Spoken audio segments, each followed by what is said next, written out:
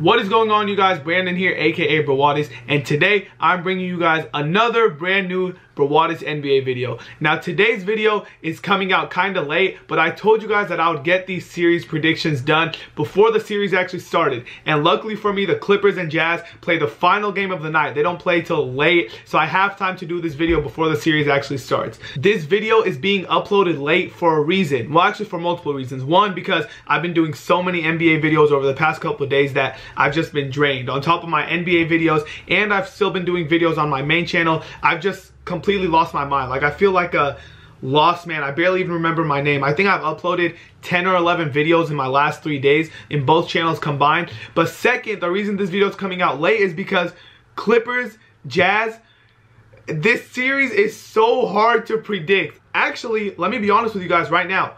As I'm speaking and I'm doing this video about to make my prediction, I still don't know what my prediction is. I still don't know. I still haven't picked a winner. So I'm making this video right now speaking about the series, still undecided on who I think is going to win. This series it's just so hard to predict. And I'm pretty sure I'm not the only one who thinks that. There's so many experts that are just like, you know, the Jazz have this and that, but the Clippers have this and that, and the Jazz and the Clippers. And this is one of the more entertaining series that are going to be coming to us in the playoffs. It'll be one of the more interesting matchups. You have a team in Utah who didn't even make the playoffs last season, and now they jumped all the way to a top 5. And then you have the Clippers, who, veteran team, you know, people know what they're going to get from the Clippers. They have Chris Paul, Blake Griffin, and DeAndre Jordan, obviously among their other vets. But the big three, Chris Paul, DeAndre, and Blake, is like, okay, is it finally time? You know, we assembled this big three. We traded for Chris Paul. We re-signed DeAndre Jordan in hopes of one day winning a championship.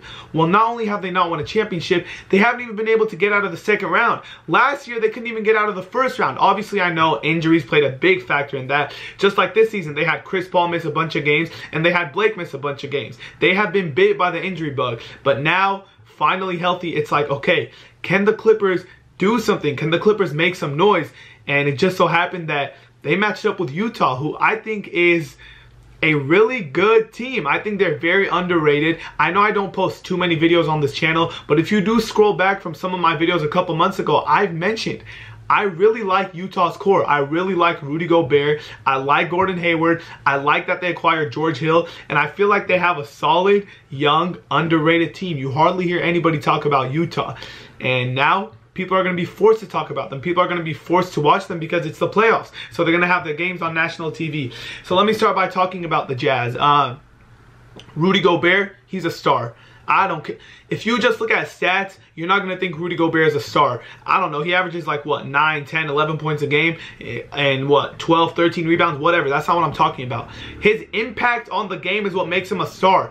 He protects the rim like no other. He stands there and he doesn't even have to try. He can just stand there like this, and it intimidates people to attack the rim. It scares people to go there. Even Westbrook, he has tried to throw down some monster dunks on Gobert this season, and he's failed. And that's Russell freaking Westbrook, one of the best players in the league right now. So you have Gobert, who an underrated star in my opinion. Then you have Gordon Hayward, who he'll give you a solid 25 and 5 every game. 20 points, 5 rebounds, 5 assists, and most importantly, he plays defense. Just like the rest of the Utah Jazz team, they play defense. They are a hard-nosed, defensive-minded team. They won't outscore you by 50. They're not going to put up 120 points a game. They like to play like the Memphis Grizzlies. They like to play like the San Antonio Spurs. But at the same time, they could score. They could put the ball in the hoop. And that's what's scary about this team. They're dangerous, and you never know what you're going to get. Then you have George Hill, who I said I really like. I don't really like him as a player that much, but I love his fit for this team. Like I said, another defensive-minded player. George Hill isn't going to go out and average 25 points a game, but he is a good defender. He can shoot the 3-ball. He can set up an offense. Rodney Hood, I like him. I feel like he's underrated. No one really talks about him as a young prospect. He could shoot the ball. Joe Ingles, Boris Diaw, Joe Johnson. They have a deep team, okay? And I think when they're playing at home, they're almost unstoppable. In Utah with that altitude is like, shit. Utah has a good home crowd too. Then let's go to the Clippers side. what is there to learn? You have Chris Paul. You know about Chris Paul, one of the better point guards in the league today. Yes, I know his history with chokes, I understand, but that doesn't take away that not only is he one of the best point guards in the league today, but he's also one of the better point guards that we've ever seen in league history. Then you have JJ Redick, obviously scorer, good shooter. He could pop the three, he could come off the screens and shoot those mid-range shots. You have small forward, obviously a position of weakness. I don't know who you want to slot there. Paul Pierce, if he's going to play much in the playoffs. Luke Mbah Moute. It's just that small forward position, Wesley Johnson, is kind of weak. And they've been trying to upgrade that for years, and they failed. Obviously, they were trying to get Kevin Durant this past offseason, which I might add would have been a perfect fit for KD. KD, Blake Griffin, Chris Paul, DeAndre, I would have loved that fit. But he obviously chose not to go there. In case you haven't heard, he's a member of the Golden State Warriors. Then you have Blake Griffin at the power forward spot. We all know what he could do when he's healthy. He has expanded his game. What once used to be Blake Griffin just a dunker is now someone who can even set up an offense. He could facilitate a little bit, pass the ball. He could stretch the floor. He could even shoot some three ball. Then you have DeAndre Jordan. Like I said about Rudy Gobert, the rim protector. Well, DeAndre could protect the rim too. Not as good as Gobert, but he's a rim protector as well. He could obviously throw it down. He could grab 20 boards on any given night. So the Clippers have a good team. They also have Raymond Felton and Austin Rivers and Mo Spades coming off the bench.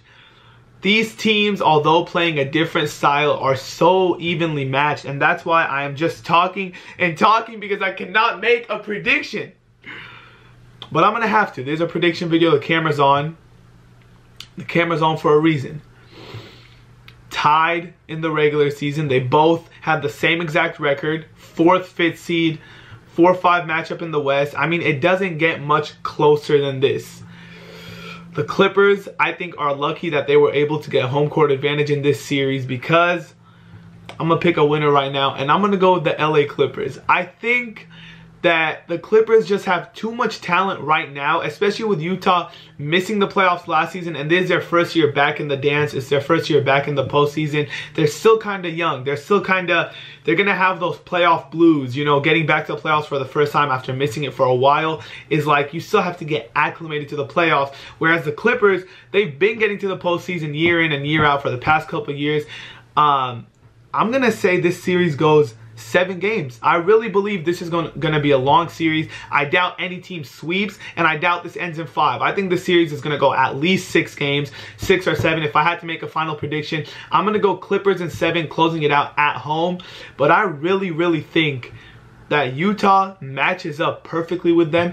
I think Utah got lucky that they're not facing Houston, San Antonio, or Golden State, because I think they love this Clippers matchup. I think Gobert looks at it and he loves to face off against DeAndre, who is someone with a similar style of play. So I think Gobert's like, okay, let me show the world. You know, you hear all this talk about DeAndre, but I'm the better player. I think Gobert has that mindset. You obviously have the Clippers having weak small forwards, where the Jazz small forward is their strongest position with Gordon Hayward. So you have, I think, a perfect matchup for Utah, but the Clippers just have a little too much. I think the Clippers are a little too talented with Chris Paul, Blake, and DeAndre. They have too many pieces to be a first-round exit. I understand it's a 4-5 matchup, but the Clippers are the better team. I like Utah. I think they're underrated, but at this point, the Clippers are the better team.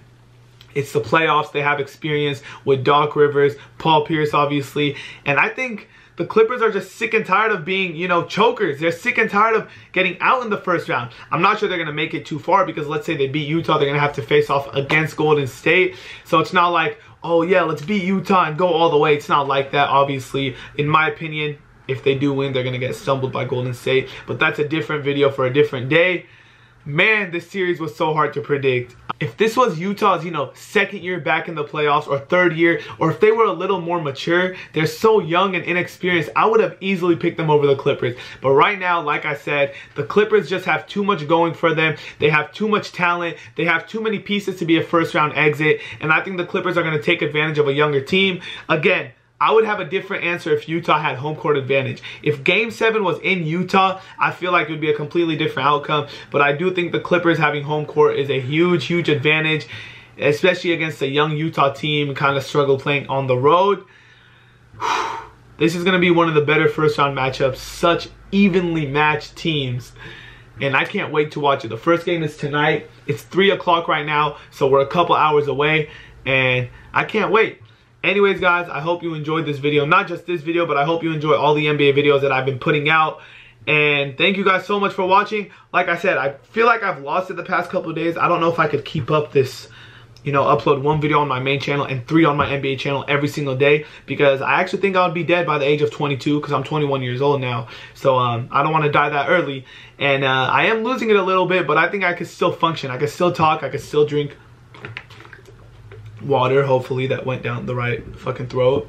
Anyways, guys, thanks so much for watching this video. I love you guys all, and let me know what you guys think about this series down below in the comment section, because this was one of my harder series to predict, and it could honestly go both ways, but I'm gonna stick with the Clippers in 7.